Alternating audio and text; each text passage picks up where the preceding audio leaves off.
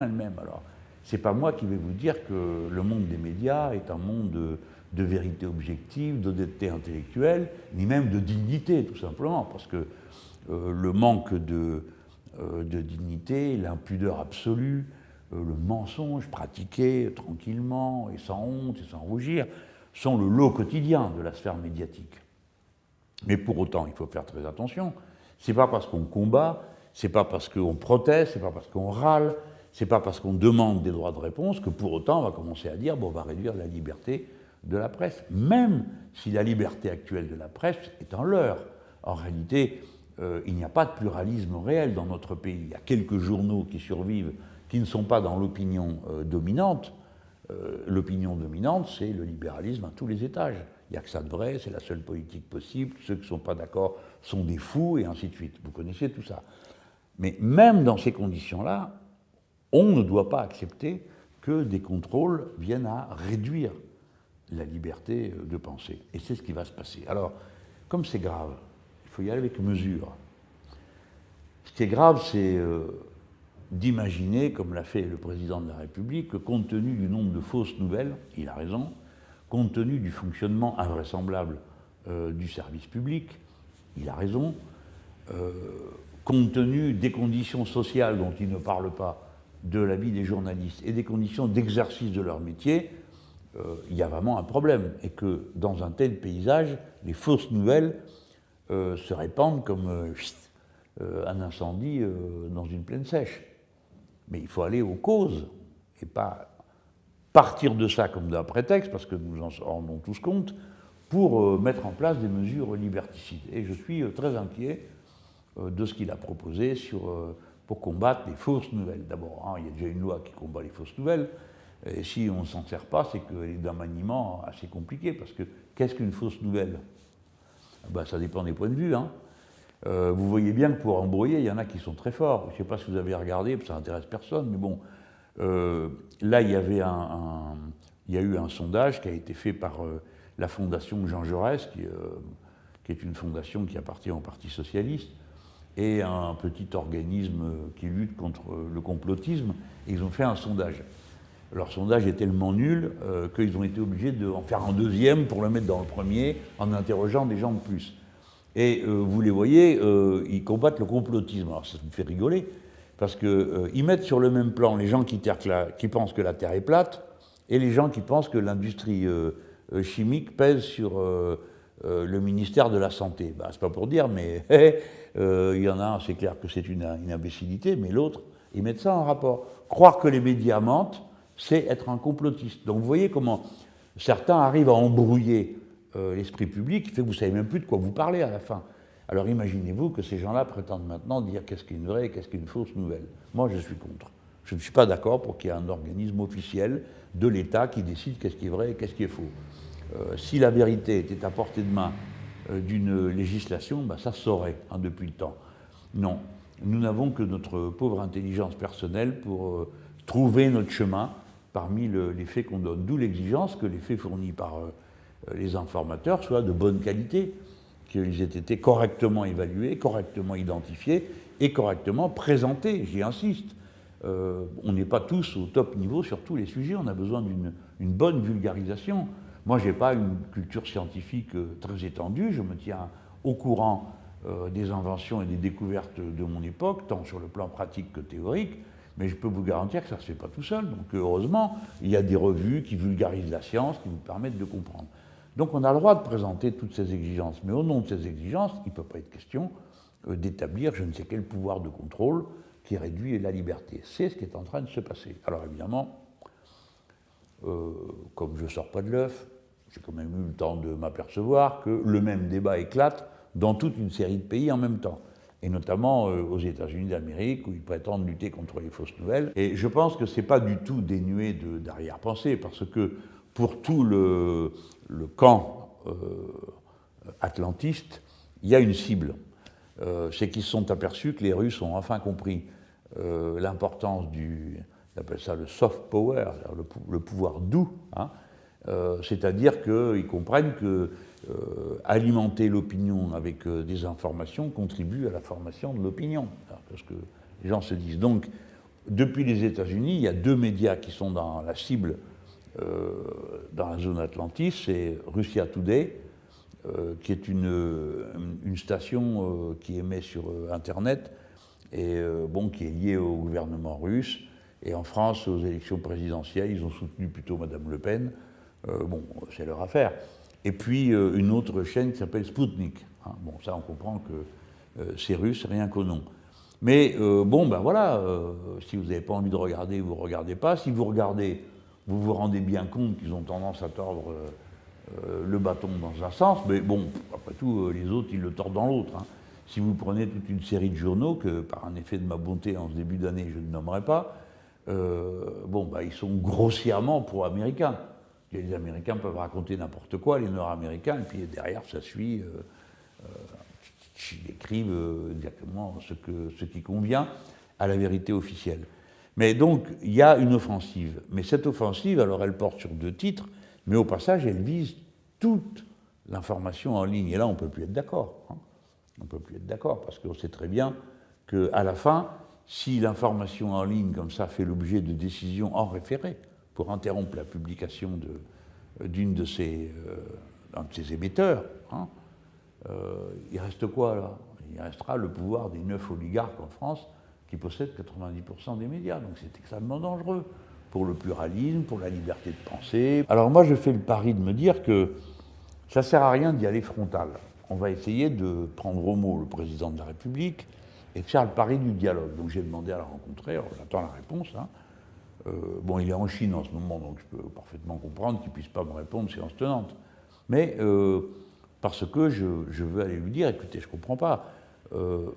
Plutôt que de faire confiance à je ne sais quel comité Théodule qui va aller vérifier la vraie vérité, pourquoi ne pas faire confiance, vous qui êtes un libéral, aux gens eux-mêmes, hein, puisque vous dites que vous êtes libéral, donc vous croyez plutôt à la vertu de l'initiative spontanée, non? Bon, bah, il y a plein de gens qui regardent, qui sont capables de poser des questions et d'interpeller quand quelque chose paraît ou bizarre, ou évidemment faux, ou calomniateur. C'est pour ça que j'ai proposé qu'il y ait un conseil déontologique des médias, hein, qui permet de lutter contre les fausses nouvelles, les abus de pouvoir des médias. Et c'est de cette idée qui est appuyée aujourd'hui par une campagne de signature, de pétition en ligne. On est à un peu plus de 170 000 signatures. Si vous pouviez donner un coup de main d'ailleurs, ça ne serait pas plus mal pour qu'il y en ait plus. Je voudrais bien qu'on arrive à être 200 000 quand je vais aller voir M. Macron, parce que je pense qu'il me donnera le rendez-vous que je lui demande pour essayer de faire le point. Parce qu'il faut faire le pari de se dire, il n'a pas d'intention liberticide, peut-être qu'il décide un peu vite. En tout cas, ce n'est pas notre intérêt que la stratégie du pire, c'est-à-dire le laisser faire n'importe quoi, laisser tuer la liberté sur le net, et puis après on verra, je ne sais pas quoi, on attend de ça que les gens soient indignés. C'est stupide. La liberté, il faut vraiment la défendre tranquillement, en faisant le pari qu'on peut convaincre tout le monde que mieux vaut la liberté que son contraire. Et je pense qu'on peut arriver à faire comprendre au président Macron que la position qu'il a prise peut être une position dangereuse et qu'elle recoupe à un moment particulier de l'histoire d'autres tentatives qui confortent le monopole de l'information attribué aux quelques personnes qui possèdent les grands médias aujourd'hui dans le monde. Et ce serait une erreur que de faciliter cette concentration que tout le monde aura à en pâtir. Je pense qu'on peut le convaincre, et c'est pourquoi je vais lui proposer ma pétition, le conseil déontologique des médias, parce que je crois que ça, c'est une solution qui est respectueuse de la liberté. C'est une solution qui se présente comme une méthode raisonnée pour que périssent les fausses nouvelles. Voilà. Parce qu'une fausse nouvelle, elle est morte quand on sait qu'elle est fausse. Donc, si vous avez des gens qui sont eux-mêmes les gardiens en disant « mais ça, qu'est-ce que c'est cette histoire ? Qu'est-ce que c'est cette histoire ?» Il va vérifier, le gars ou la fille.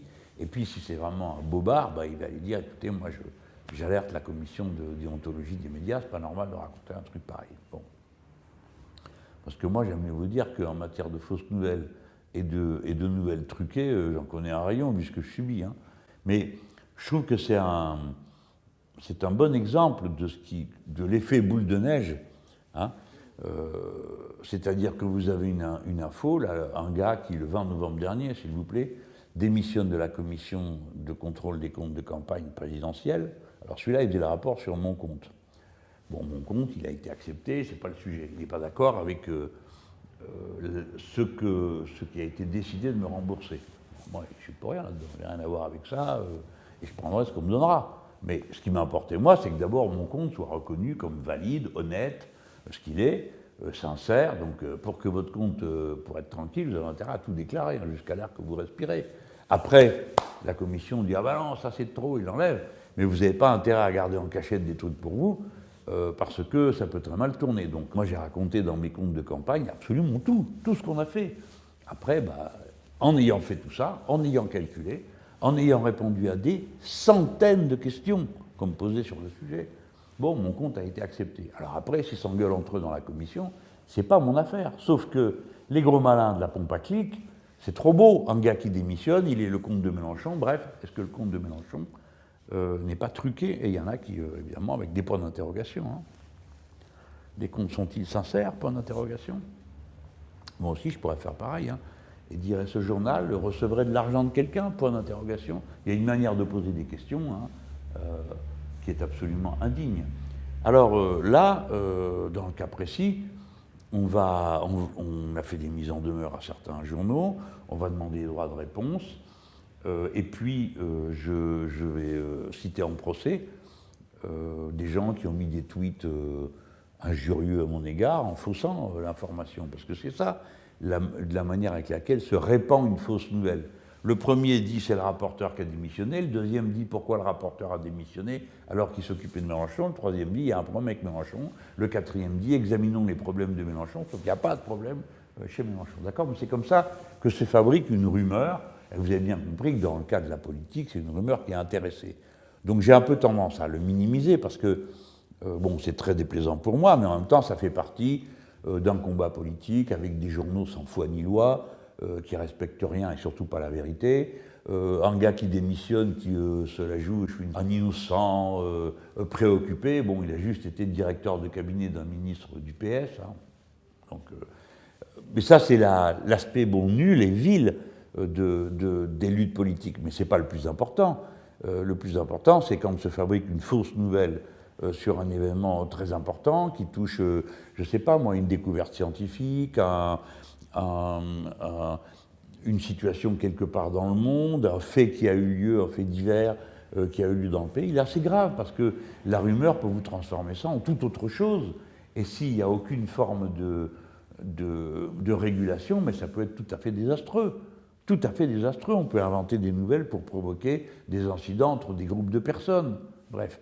Vous voyez, c'est une question qui est à prendre au sérieux. Ce n'est pas parce que c'est M. Macron qui pose la question que, du coup, la question ne vaut rien. Si, elle vaut quelque chose. Ça vaut la peine de réfléchir et ça vaut la peine d'en parler pour essayer de prendre des mesures qui ne soient pas des mesures liberticides, mais qui, au contraire, étendent le champ de la liberté. Et comme je vous l'ai dit, le problème avec les libéraux, c'est qu'ils ont tendance à réduire le champ de la liberté dans tous les domaines, y compris dans la pensée.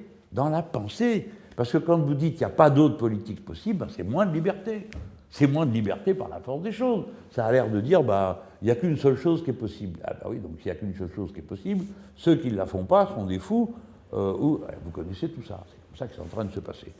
Donc, en début d'année, je crois que ça vaut la peine de réfléchir à la question de la liberté et de sa protection dans le cadre d'un système comme celui dans lequel nous vivons, où j'estime qu'elle est assez sérieusement menacée. Bon. Il faut que je passe à autre chose.